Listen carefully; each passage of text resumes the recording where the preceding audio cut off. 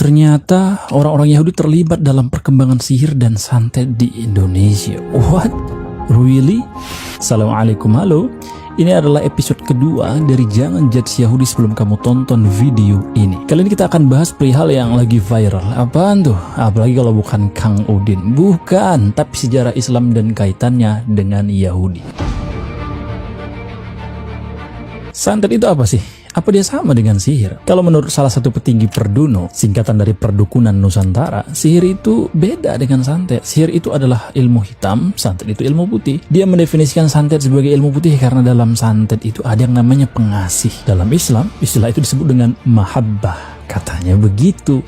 Kan katanya, kalau kataku sih santet dan sihir itu sama aja ya. Setidaknya aku punya dua alasan. Pertama, pelakunya sama-sama mengaku bisa melihat hal yang gaib. Kedua, pelakunya sama-sama meminta bantuan selain daripada Allah Subhanahu wa Ta'ala. Jadi dari literatur yang aku baca, santet itu semacam cabangnya ilmu sihir, dan ilmu sihir ini pertama kali diajarkan oleh malaikat Harut dan Marut kepada penduduk Babilonia. Dan pengajaran ini terjadi sebelum zamannya Nabi Nuh. Teori ini diperkuat dengan dalil Quran yang mengatakan demikianlah, tidak seorang pun rasul yang datang kepada orang-orang sebelum mereka, melainkan mereka mengatakan dia adalah seorang penyihir. Secara tekstual, Nabi Nuh adalah rasul pertama, artinya dia juga dituduh kaumnya sebagai penyihir dong. Berarti fix, sihir memang sudah ada sebelum zaman Nabi Nuh alaihissalam. Wow, sudah lama sekali ya. Lalu kenapa Allah mengutus malaikat Harut dan Marut mengajarkan sihir? Dalam Al-Quran dijelaskan kalau tujuannya hanyalah sebagai ujian. Pada zaman Nabi Musa, ilmu sihir ini berkembang sangat pesat. Karena zaman itu menjadi penyihir adalah sebuah kebanggaan. Karena kalau jadi penyihir pasti punya kedudukan di sisi raja.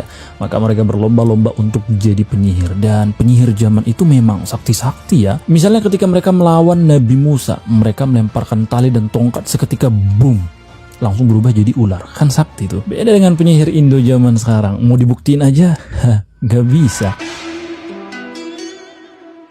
Pada zaman Nabi Sulaiman, ilmu sihir mulai dilarang. Karena memang selain merusak akidah, Nabi Sulaiman juga punya kekuatan melarangnya. Terbukti emang, nggak ada seorang penyihir pun yang berani menantang. Ya kalian tahu lah ya, mukjizatnya Nabi Sulaiman.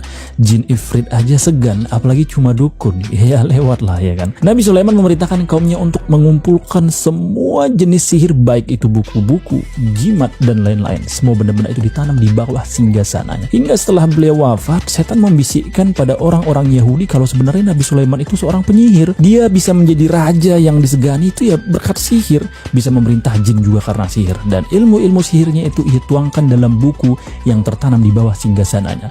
Yahudi pun percaya. Ya Rob, emang bener Yahudi nih ya. Mereka lalu menggali, mempelajari, mempraktekkan, dan menyebarkan isi kitab sihir tadi. Nah, menurut hematku dari sinilah sihir kembali menyebar dan berkembang ke seluruh penjuru dunia, termasuk ke nenek moyang Indonesia. Ada santet, teluh, pemanis, pelaris. Andai kata Yahudi tidak menggali kitab yang sudah tertanam rapi, bisa jadi sihir tidak segila hari ini.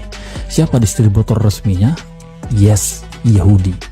Gila Yahudi ini. Video berikutnya kita akan bahas perihal kebaikan dan keburukan orang Yahudi. Gimana? Masih suka sejarah? Follow aku di sini ya.